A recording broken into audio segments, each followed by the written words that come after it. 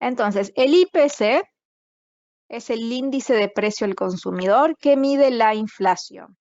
Habíamos dicho que la inflación que se espera tener anualmente por los bancos centrales es en torno al 2%, o sea, no el 2% específico, pero cerca, un poquito más, un poquito menos. Cuando la inflación ya se va bastante más lejos del 2%, que es más o menos lo que estamos viendo hoy en día, vamos a decir un promedio entre el 7 y el 8%, según lo que hemos visto, esto ya se considera una inflación peligrosa. Ahora, si tenemos un IPC que está en un 0.1, en un 0.50, etcétera, etcétera, esto, a pesar de que es una cierta inflación,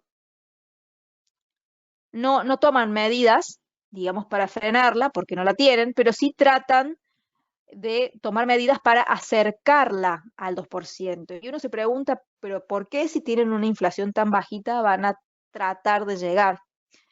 El hecho es que al tener la inflación bajita, les da la posibilidad de crear políticas que sean expansivas.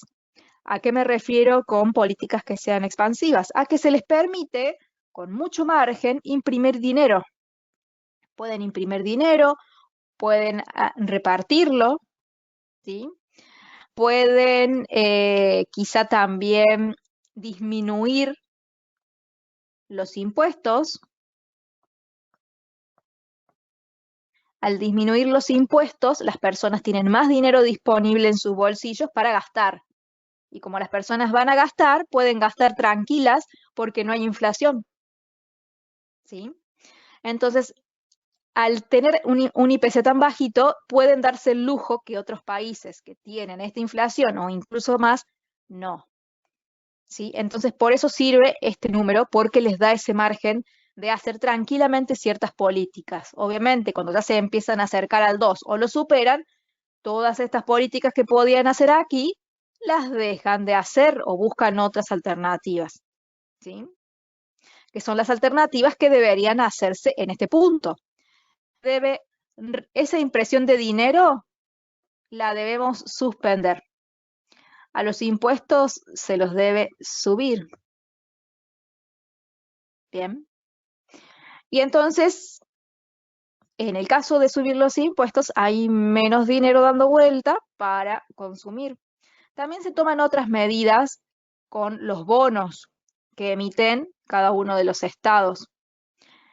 En el caso cuando la inflación se torna muy, muy alta, lo que se empieza a hacer es la venta de bonos. Esta venta de bonos se hace para captar el dinero del público. Entonces, como los bonos se venden hacia las personas le pagan al Estado con dinero y de esta forma el Estado lo que hace es sacarle el dinero de la mano a la persona, a los ciudadanos, retenerlo para que las personas tengan menos dinero en el bolsillo para gastar y dejar de fomentar la inflación. En el caso opuesto, lo que se da es el tema de la compra de bonos, ¿sí? En este caso, lo que hacen es darle dinero al inversor. Cuando se dan las políticas que están de este lado izquierdo, se les llama QE. Y cuando se hacen las políticas del lado derecho, se les llama QT. ¿Sí? Son siglas en inglés que por un lado el QE significa que son políticas restrictivas y por el otro, los del el QE significa que son políticas expansivas y el QT restrictivas. Políticas restrictivas. Eso es entonces con respecto a la inflación esperada. Ahora, nosotros tenemos que saber que el mundo está del lado derecho, está en esta situación. Entonces, todas esas políticas que se empiezan a tomar, empiezan a drenar el dinero de las personas, porque ya no se emite, esto ya no se hace, los impuestos en algunos países van a tender a subirse, no en todos, porque esto tiene un costo político muy grande, no todos están dispuestos a asumirlo, Y además se empieza con la venta de bonos o lo que es la fase QT del mercado, donde quitan el dinero de circulación. Entonces, todo esto, si bien frena la inflación, genera mucha fuerza para que la economía entre en una recesión. ¿Qué significa la recesión? Que haya una caída del Producto Bruto Interno. ¿Sí? Cuando empieza a caer el Producto Bruto Interno, obviamente sabemos que eso genera desempleo, que el generar desempleo implica menos consumo, implica menos recaudación de impuestos, porque si las personas no ganan un sueldo, ¿cómo van a pagar los impuestos? Entonces ya se empieza a tornar insostenible y estas tasas de interés que se habían subido para frenar la inflación se empiezan a bajar. Entonces, cuando estamos en QT, además, otra cosa que se hace es subir las tasas de interés.